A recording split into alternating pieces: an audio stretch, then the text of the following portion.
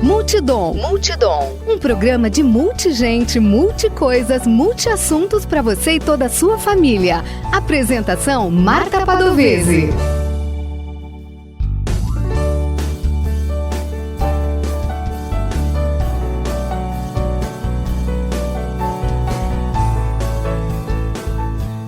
Olá, eu sou Marta Padovese e apresento o programa Multidom na Rádio Webdom.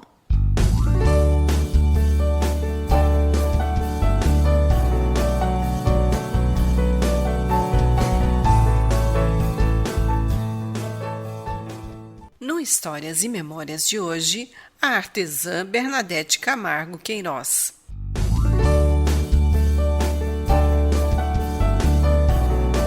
Meu nome é Bernadette Camargo Queiroz. Muitas pessoas me chamam de B, que eu até gosto porque fica um nome assim pequeno, né, até mais carinhoso. Eu sou artesã, trabalho numa feira de artesanato, também participo de eventos há muitos anos, né, que eu trabalho com artesanato, é uma profissão que gosto e me faz muito bem. Eu tenho 75 anos. Esse ano, com as graças de Deus, eu quero completar meus 76 anos e muito agradecida a Deus. É claro que eu quero viver muito mais, mas eu fico feliz, né, em poder falar a minha idade e agradecida muito a Deus. Eu nasci na Usina Santa Bárbara, estudei na escola Coronel Luiz Alves, né, fiquei lá até o 4º ano escolar. Lá onde fiz muitos amigos, que eu conservo e tenho eles com muito carinho até hoje. E sou de uma família de 5 irmãos. Meus pais, Adolfino de Camargo, minha mãe Lázara Maria de Camargo, mais conhecida por Dona Lazinha, que há pouco tempo, né, ela nos deixou e muitas coisas boas ela passou para nós, inclusive o trabalho que faço até hoje. Minha infância foi muito boa mesmo, porque a Usina Santa Bárbara, a gente fala até hoje que nós somos uma família. Quando tem a festa da negadinha da usina, lá eu faço questão de estar participando, porque lá eu vou encontrar meus amigos que a gente participou na escola, no Jardim da Infância. Me lembro da minha professora, minha primeira professora foi a dona Geni Frank Sais. E foi muito bom, ela era uma pessoa maravilhosa que está aí até no nosso meio até hoje. E eu nunca esqueci da minha primeira professora, que foi dona Geni. Era Jardim da Infância antigamente.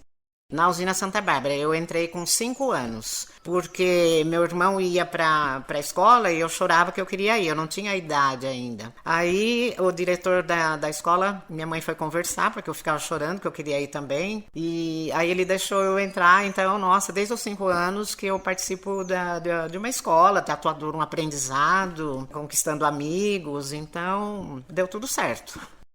A escola era muito boa. Eu achava assim interessante porque a gente aprendia muita coisa. Aprendia a desenhar, aprendia a bordar, tinha jogos. Final de ano, nos trabalhos que a gente ia fazendo, assim, tipo bordado, pintura, então tinha no final do ano, quando encerrava as aulas, tinha uma exposição dos trabalhos. E aí cada mãe ia lá para ver o trabalho dos seus filhos, todas felizes, então isso daí para nós era muito gostoso, muito importante. Principalmente para as mães, né? Eu me lembro que tinha uma mãe que falou assim um dia: olha, esse daqui é o trabalho da minha Landinha, era uma amiga que eu tenho até hoje. Era bastante marcante pra gente. Os pais estarem ali vendo o trabalho que os filhos faziam, era muito legal. Lá a gente bordava aqueles bordados, né, raízes que eu falo agora, porque era ponto cruz, era ponto atrás. Uns bordados que agora as pessoas até bordam, mas é um bordado já assim mais antigo. Tem uma colcha que eu bordei, eu creio que no 2º, 3º ano de escola, eu bordei uma colcha, eu tenho ela até hoje. Ela é bordada ponto atrás, que a minha mãe riscava, que a minha mãe também bordava e fazia lá o crochê, que me passou toda essa experiência. Então eu conservei ela até hoje. Na escola, a gente tinha muitas brincadeiras. A gente tinha aquela brincadeira de pular com saco, de amarelinha, pular corda. Meus irmãos, a gente sempre teve um bom relacionamento. Eu me lembro, né, que eu tive um irmão que chamava Álvaro. Ele era bastante conhecido, tanto na usina como na cidade, porque ele subia na época da Páscoa, né, da Semana Santa, que tem o Juda. Então tinha dinheiro, então lá eles faziam ajuda e era super legal, juntava toda aquela criançada na usina, na colônia, e ninguém conseguia subir, porque ele era muito escorregadio, né, aquele pau que eles colocavam ajuda, cheio de dinheiro nos bolsos e bala. E aí ele conseguia subir e sempre ele conseguia pegar as balas, né, ele ia jogando dinheiro e bala, ia jogando para baixo, a molecada pegando. O apelido dele era Pecala e ele faleceu com 15 anos, já fazia o Senai e numa brincadeira num sítio perto do Tupi, então houve assim um acidente, uma arma de fogo que foi assim muito marcante, muito triste e como ele era bastante conhecido até mesmo na cidade, porque quando, às vezes lá no Campo da União eles montavam o Juda lá e tinha gente que não conseguia pegar e aí falava, lá na usina tem um menino que consegue, aí eles iam lá buscar ele conseguia e jogava dinheiro para baixo, então ele era muito conhecido. E aí, voltando a falar, né, desse acidente que houve com ele, foi assim, muito triste, muito marcante, porque ele estava em férias e foi buscar manga lá no sítio. E aconteceu de uma arma de fogo que estava na parede do sítio, e quando eles estavam chupando manga e veio para a cozinha para lavar a mão. E aí o amigo dele pegou essa espingarda que estava na parede e falou para ele, Pecala, já pensou uma dessa? Brincando. E tinha uma única bala que alojou bem no umbigo. E aí foi fatal. Foi terrível, terrível. E então foi uma das coisas assim, mais tristes que aconteceu para nós. E como ele estudava no Senai, tinha um monte de amigos, você imagine como repercutiu isso. Os amigos dele marcaram presença ali, sabe, junto com a gente. Foi muito, muito triste. Mas, tirando essa parte, foi muito bom morar na usina. Os patrões, eles eram super legais. Os patrões da época, quando eles vinham em férias com os filhos, eles brincavam com a gente lá na rua. Então, a gente tinha um relacionamento bom. Na usina, a gente ainda não namorava quando eu morei lá. Eu saí de lá com 20, eu creio que com uns 20 anos. Mas era totalmente diferente de agora. Lá, a gente tinha cinema lá, era super legal. Tinha o baile, mas os nossos pais não deixavam a gente sair como a juventude sai hoje, era tudo cronometrado. E mesmo para vir para a cidade, na praça, que a gente fazia praça antigamente, tinha sempre um ritmo, né? E a gente circulava assim, os homens todos de um lado, circulando, e as mulheres todas de outro lado. Então era legal, eram as paqueras da época. E também tinha o ônibus do Vador, que a gente vinha com o ônibus do Vador. Ele tinha horário, né? 7 da noite. Depois, para voltar, eu imagino que era 9h30 e 10 horas. Só tinha esses dois. Não podia perder, porque senão tinha que voltar a pé. E a pé era quase impossível, né? Porque a gente tinha medo. E os nossos pais também iam dar uma bronca mais ou menos. E aí a gente começou a vir pra praça, já lá com seus 17 anos. Mas não namorava, não. Tinha as meninas que namoravam, sim. Era totalmente diferente de agora, mas a gente vinha na praça, que era muito gostoso. Tinha, eu não sei se eu já falei do serviço de alto-falante 9 de julho, que foi legal. E eu me lembro que a gente paquerava alguém. E aí a gente mandava o bilhetinho, e o Dirceu Balancim, Valdemar Bigoto, Clóvis Padovese também. Eles que trabalhavam lá. A gente mandava os bilhetinhos e ele falava, né? E aí ele falava daqui que fulano tá paquerando e era super gostoso. Na usina, o cinema era legal. Nossa, a gente se divertia muito, porque passava filmes assim, que a gente gostava. Mazzaropi, então era o dia que passava o Mazzaropi, falar pra você, lotava, porque todo mundo gostava. E tinha o cinema, do lado do cinema tinha um bar, nós tínhamos lá farmácia, tinha dentista, tinha médico, tinha tudo que você imagina. Tinha açougue, tinha armazém, leiteria, creche, tudo na usina, tudo na usina. Os pais tinham que levar na creche, então tinha todo aquele acompanhamento e então a gente tinha todo o suporte que uma família precisa ter para viver bem num lugar, todo o suporte. Foi muito bom, a usina Santa Bárbara foi assim como se fosse um modelo para todos nós. Nossas mães levavam, né, as crianças para a creche, para pesar, e aí tinha assistente social que ela, né, coisa que não estavam sendo feitas, ela orientava. E então era muito bom. O leite, a gente pegava o leite, era tudo grátis. Nossa, a gente pegava o leite, tinha umas cestinhas eu imagino que era Vime, que cabia 2 litros de leite. Nós tínhamos muito suporte ali, muito. Dentista, farmácia, nós tínhamos tudo. O meu pai entrou na usina Santa Bárbara quando ele era, assim, um adolescente, pode-se dizer. O primeiro emprego dele foi lá na usina Santa Bárbara e depois ele se aposentou. Com o dinheiro da aposentadoria, eles compraram um terreno, construíram. A maioria das pessoas ali no Jardim América estava sendo loteado na época. Então, a maioria das pessoas comprou o terreno ali e construiu. Então, eu morei ali muitos e muitos anos. Saí de lá quando eu me casei. Meu primeiro trabalho foi na usina Santa Bárbara, no corte de cana. Porque lá a gente fazia até o 4º ano escolar. Aí depois as pessoas iam para o Emílio Home. E aí eu parei, não vi a hora, né, de tirar o diploma e trabalhar. A maioria das criançadas ia cortar cana. Tanto que eu tenho minha carteira de menor, que na época tinha, e a gente ia cortar cana. Quem não ia sozinha, eles iam com os pais. E a gente aprendia a cortar cana. Também era tudo muito cuidadoso, né, o nosso trabalho. E nunca deu problema, assim, vamos supor, de se ferir, de se machucar. E a gente cortava, a gente até apostava cortando cana quem cortava mais. Era muito divertido. Os adolescentes. Aí eu trabalhei como empregada doméstica na casa de um dos gerentes da usina, da dona Candinha Sárapo, que é aquela primeira casa que você tem a igreja, a primeira casa. Foi meu primeiro emprego como empregada doméstica. Dali eu saí e fui trabalhar na casa de uma filha dela, dona Marli Sárapo, que fica ao lado da escola Inocêncio Maia. Ela era professora de balé. Trabalhei na casa do seu João Tedesco. Antes do João Tedesco, eu trabalhei na casa do seu José Daione. E lá no seu José Daione, ele e a dona Ercília fez com que eu entrasse na Escola Técnica de Comércio. E aí eles me levaram para estudar na Escola Técnica de Comércio, onde eu concluí o meu curso ali. Então eu sou muito grata à família Daione, porque eles me direcionaram para um lugar, né, para um estudo, da continuidade de um estudo que eu tinha parado. Depois eu saí da casa da dona Ercília e fui para a casa do seu João Tedesco. Fiquei ali acho que 2 anos. Aí ele mesmo falou para mim: Bernadette, você precisa ganhar mais. Até falando as palavras dele, você é uma pessoa super inteligente. Ele tinha fábrica, né, que é a Têxtil Big Mart. Ele falou: você vai aprender a virar tear, depois eu coloco você dentro da minha empresa. Na minha empresa não posso levar você porque eles trabalhavam com tecidos finos. Então, quem está aprendendo acaba sempre estragando alguma coisa, né? Ele falou: então, procura aprender em algum lugar.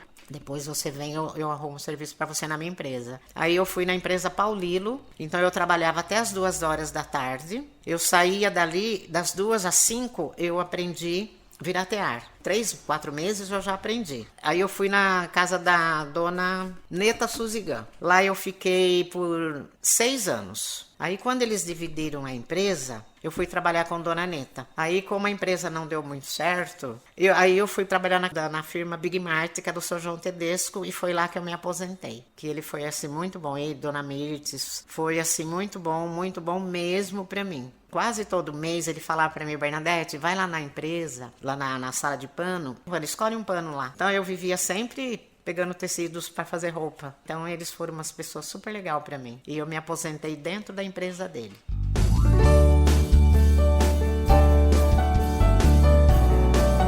Você ouve o programa Multidom, apresentação Marta Padovese. No Histórias e Memórias de hoje, Bernadette Camargo Queiroz.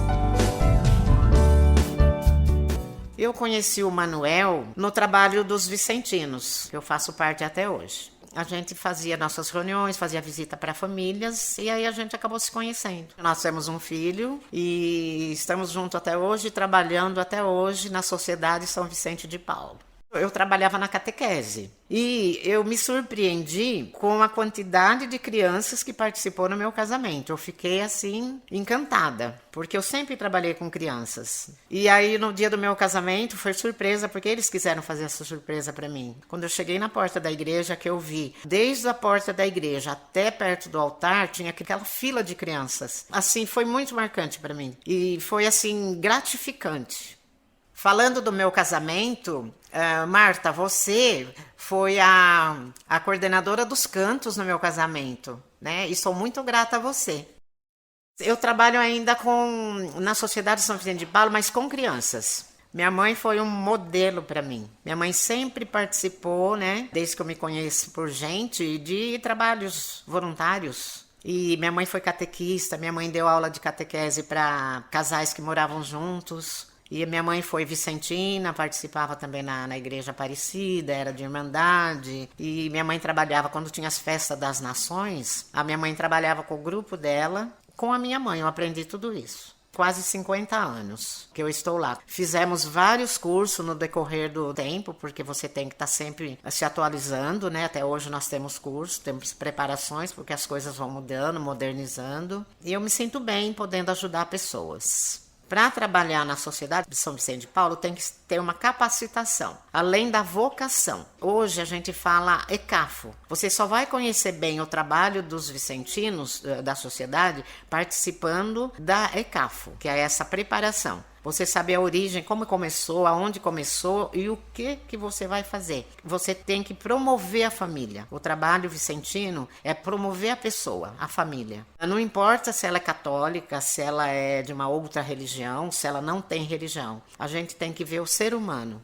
A primeira coisa que as pessoas chegam até a gente, eles estão precisando de comida. É feita uma visita na casa da pessoa, faz uma ficha e já precisando de comida você já leva uma cesta. Aí tem pessoa que precisa de medicação, precisa de um encaminhamento. Então os vicentinos eles estão aptos a poder dar uma assistência. É importante você ter os dados da pessoa, essa ficha da pessoa, para saber se ela não está pegando uma cesta em outras entidades, porque geralmente a gente pede o número do NIS. E com o número do NIS, você vai saber se a pessoa é ajudada por uma outra entidade. O NIS, Número de Identificação Social, é o número de previdência social atribuído aos cidadãos brasileiros pela Caixa Econômica Federal. O NIS é usado pelo governo federal para rastrear e fornecer informações sobre trabalhadores individuais e seus direitos trabalhistas, bem como administrar pagamentos de impostos, salários,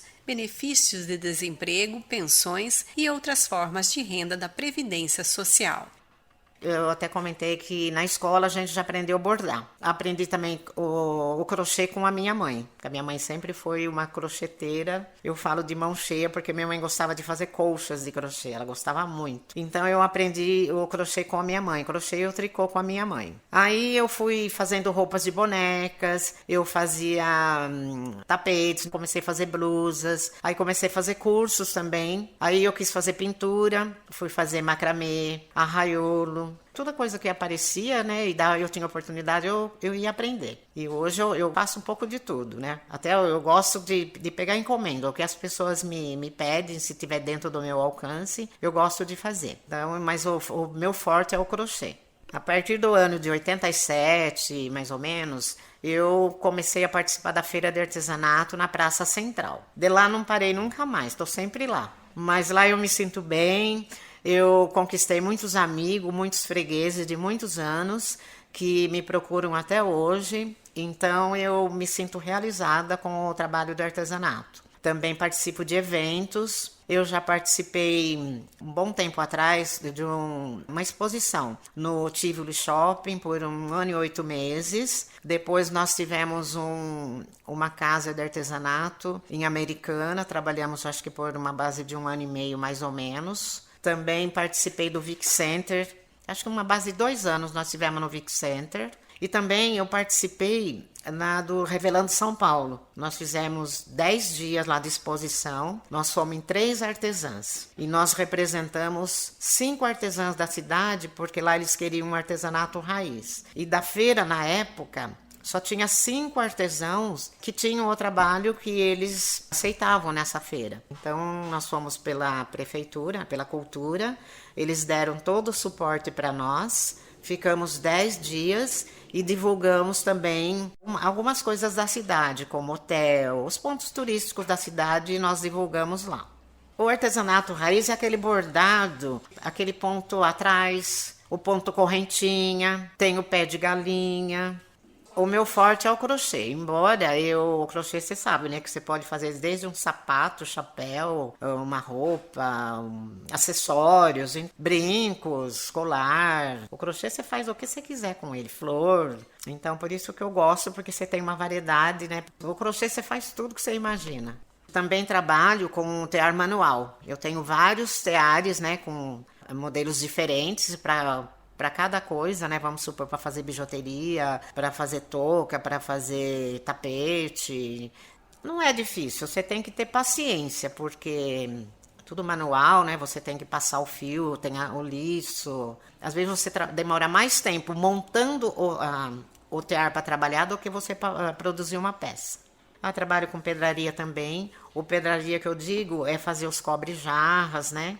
O cobre-jarra é uma toalhinha de filó bordada com pedras.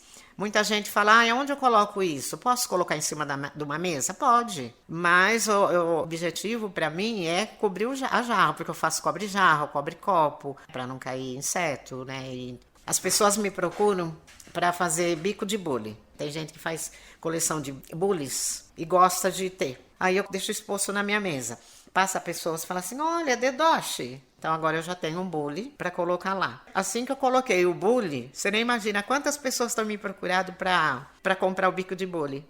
Olha, eu trabalho com artesanato há um longo tempo. E aí eu vejo que a cada tempo ele está sendo mais desvalorizado. Eu falo na parte do crochê, a técnica que eu mais gosto de trabalhar. Só que está sendo muito desvalorizado. Às vezes você faz um tapete e você coloca um valor, a pessoa pergunta o preço, você fala, ela assusta com o preço. Ela vai falar assim, nossa, mas tudo isso? Eu tenho uma pessoa que faz por menos. Pode até fazer. Só que aí depende do fio que a pessoa trabalha, porque tem o fio que tem mais torção, o fio que tem menos torção, então tem que avaliar tudo isso. O fio que tem mais torção, ele vai dar mais qualidade para o trabalho e ele encarece mais, porque se você trabalhar com fio de boa qualidade, você tem que colocar um preço maior. Às vezes deixa a gente um pouco chateado, um pouco triste, porque às vezes você coloca amor e carinho na peça que você faz. Então você quer que ela seja valorizada. Eu, quando estou trabalhando, às vezes passa pessoas que falam assim, nossa, que lindo o seu trabalho. Nossa, você tem uma mão de fada, você tem uma mão de anjo. Então, olha, eu não vou comprar nada, mas olha, parabéns. Eu já fico feliz. Ela nem precisou levar a minha peça, mas ela elogiou meu trabalho, que a gente faz com amor e carinho.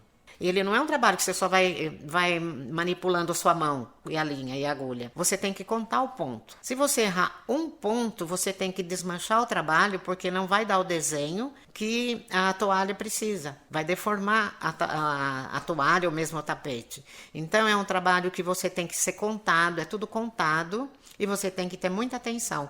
Eu gosto muito de fazer crochê, porque além dele me dar um valor financeiro, não digo muito, mas me dá um valor financeiro, ele me satisfaz. Você relaxa.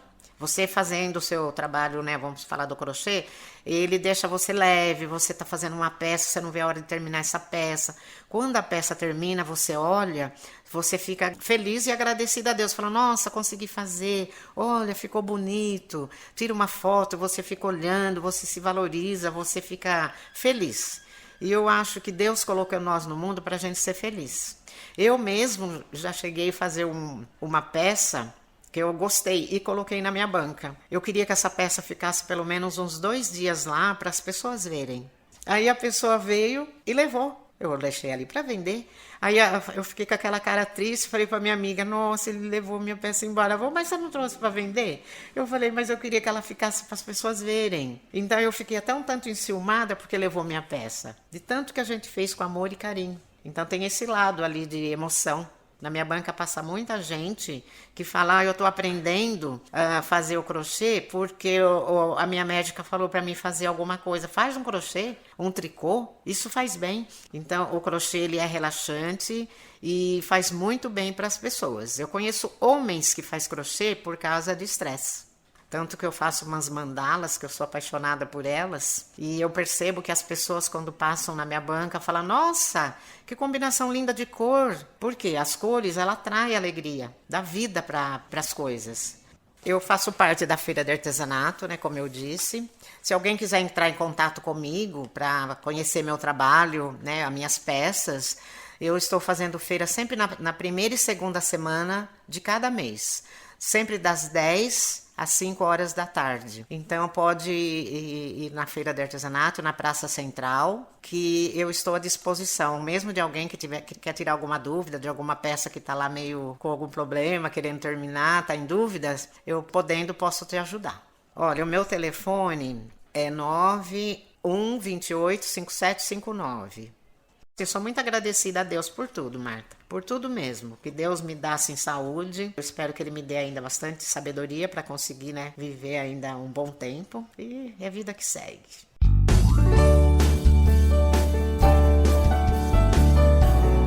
Quer entrar em contato conosco, deixar um recado ou ouvir de novo? Acesse www.radiowebdom.com ou envie seu e-mail para radiowebdom@gmail.com. Você também pode entrar em contato conosco pelo Instagram e Facebook Marta Padovese. O programa Multidom tem o apoio da Rádio Webdom. Produção e apresentação Marta Padovese. Edição de áudio Heraldo Vaz e Marta Padovese. Direção-geral, jornalista Fátima Franco.